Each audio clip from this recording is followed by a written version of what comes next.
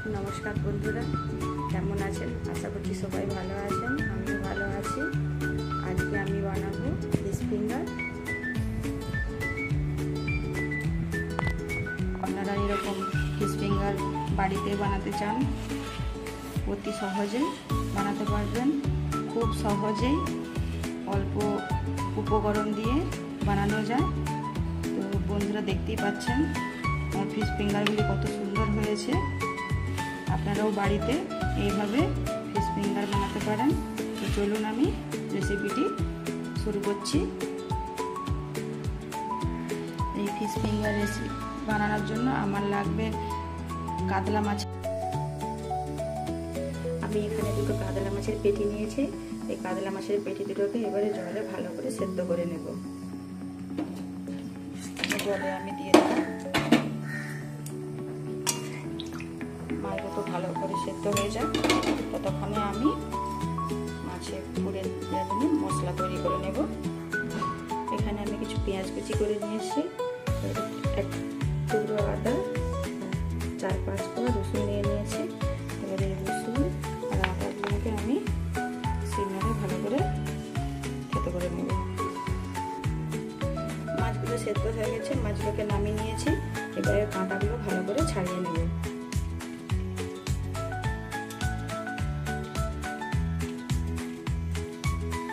আর এই মাছের যে ছালটা আছে এটা ফেলে দেব।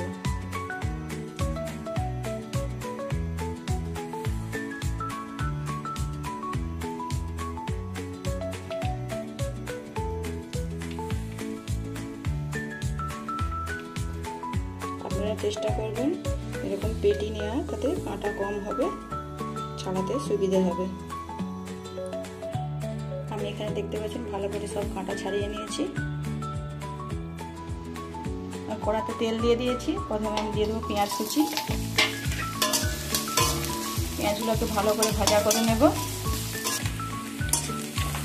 পেঁয়াজগুলোকে ভালো করে ভাজা করে নেব। খুব বেশি ভাজার দরকার নেই, হালকা ব্রাউন কালারে করে নেব। এখন এর মধ্যে আমি দিয়ে দেবো আদা রসুন থেতো করে যে রেখেছিলাম। এর মধ্যে আমি দিয়ে দেবো অল্প একটু হলুদ গুঁড়ো, লঙ্কা গুঁড়ো, জিরে গুঁড়ো। সবকিছু ভালো করে নেড়ে নিয়েছি। এবারে আমি দিয়ে দেবো ছাড়ানো মাছ। সব একসাথে ভালো করে আমি একটু নাড়াচাড়া করে ভাজা ভাজা করে নেব। এখন এর মধ্যে দিয়ে দেবো আমি একটা মিডিয়াম সাইজের একটা আলুকে সেদ্ধ করে রেখেছিলাম। দিয়ে একসাথে ভালো করে মিশিয়ে নেব। এটা বাইন্ডিং এর জন্য, আলু দিয়ে ভালো করে বাইন্ডিং এর কাজ করবে। সব একসাথে ভালো করে মিশিয়ে নেব। এখন এর মধ্যে আমি দিয়ে দেব লবণ। আমি কিন্তু প্রথমে লবণ দিইনি, সবার শেষে দিয়ে দিলাম পরিমাণ মতো লবণ। আর দিয়ে দেব কুচানো ধনে পাতা। দিয়ে একসাথে আবারও সব ভালো করে মিক্স করে নেব। দেখতে পাচ্ছি এখানে আমি একদম মিক্স করে নিয়েছি। আর একদম শুকনো শুকনো হয়ে গেছে, আমার কড়া থেকে ছেড়ে গেছে। এখন এটাকে আমি একটা প্লেটে তুলে নেব। আমি এখানে প্লেটে তুলে নিয়েছি। এটাকে একটু ঠান্ডা হতে সময় দেব। এখান থেকে কিছুটা করে পুর নিয়ে আমি হাতে এভাবে রোল করে নেব, লম্বা লম্বা ফিঙ্গারের শেপে।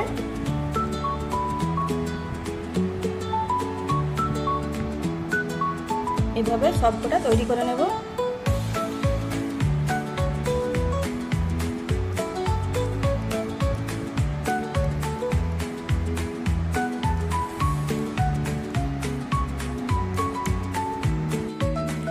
সবগুলি তৈরি হয়ে গেছে। আমি এইভাবে রোল করে তৈরি করে নিয়েছি।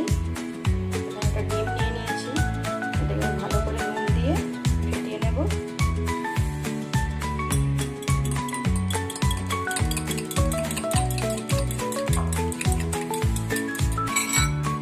ডিমটাকে ভালো করে ফেটিয়ে, আর এখানে আমি নিয়ে নিয়েছি কিছুটা ব্রেড ক্রাম্ব।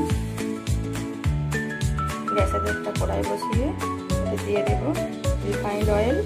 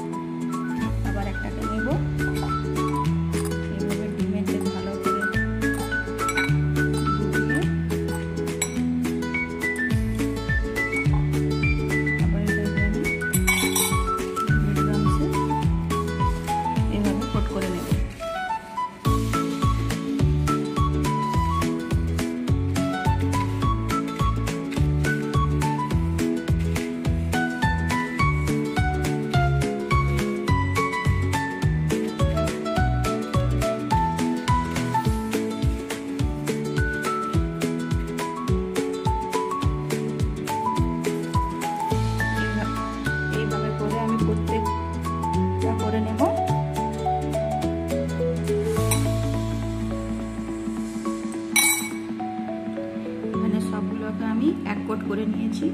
আবার এটাকে আমি ডবল কোট করব, সেজন্য আবার একটা একটা নেব, ডিমের মধ্যে দেব এইভাবে,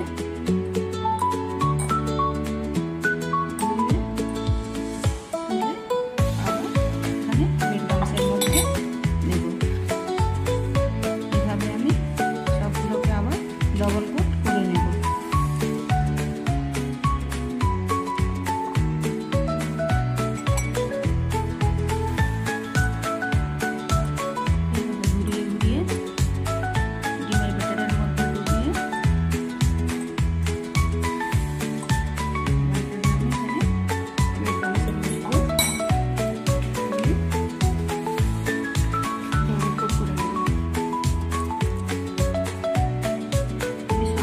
ডবল কোট করে নিয়েছি, এবার ভাজা শুরু করব।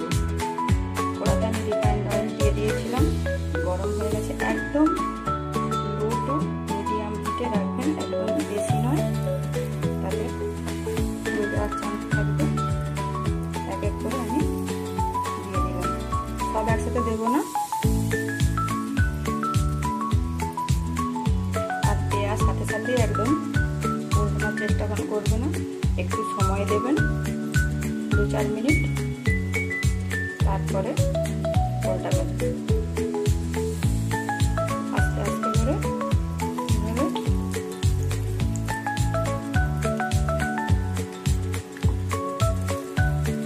বেশি তাড়াহুড়ো করে উল্টাতে যাবেন না, আস্তে আস্তে করে উল্টে দিতে হবে। এখানে আমার এইটা তিনটা ভাজা হয়ে গেছে, দেখতে পাচ্ছি কত সুন্দর গোল্ডেন ব্রাউন কালার হয়েছে।